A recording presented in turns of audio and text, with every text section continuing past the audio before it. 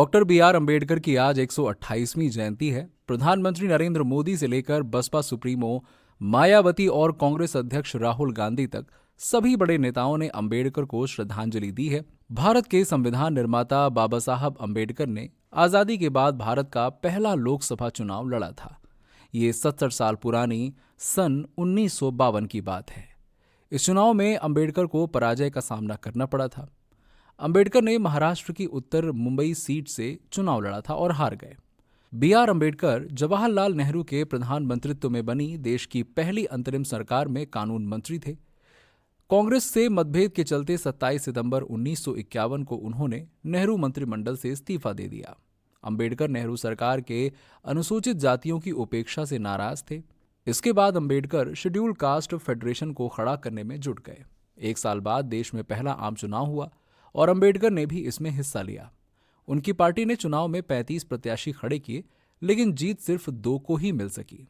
Doctor Ambedkar को खुद ही उत्तरी मुंबई सीट से कांग्रेस प्रत्याशी से हार का सामना करना पड़ा।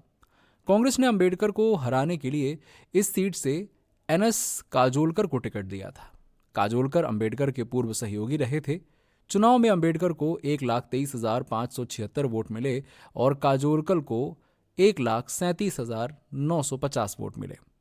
कहा जाता है कि इस सीट से चुनाव हारने का अंबेडकर को गहरा दुख हुआ, क्योंकि महाराष्ट्र उनकी कर्मभूमि थी। बाद में कांग्रेस ने कहा कि अंबेडकर सोशल पार्टी का साथ दे रहे थे, इसीलिए उनका विरोध करने के अलावा पार्टी के पास कोई दूसरा चारा नहीं था। बात यहीं खत्म नहीं हुई, बल्कि कांग्रेस ने 1954 में बंडारा लोकसभा के लिए उपचुनाव में भी अंबेडकर को एक बार फिर हराया। यही वो वक्त था जब चुनाव से ठीक पहले श्यामा प्रसाद मुखर्जी ने जनसंघ पार्टी बनाई थी। अंबेडकर ने कांग्रेस से अलग होकर शेड्यूल कास्ट फेडरेशन पार्टी बनाई, जो बाद में रिपब्लिक पार्टी ऑफ इंडिया के नाम से जानी गई।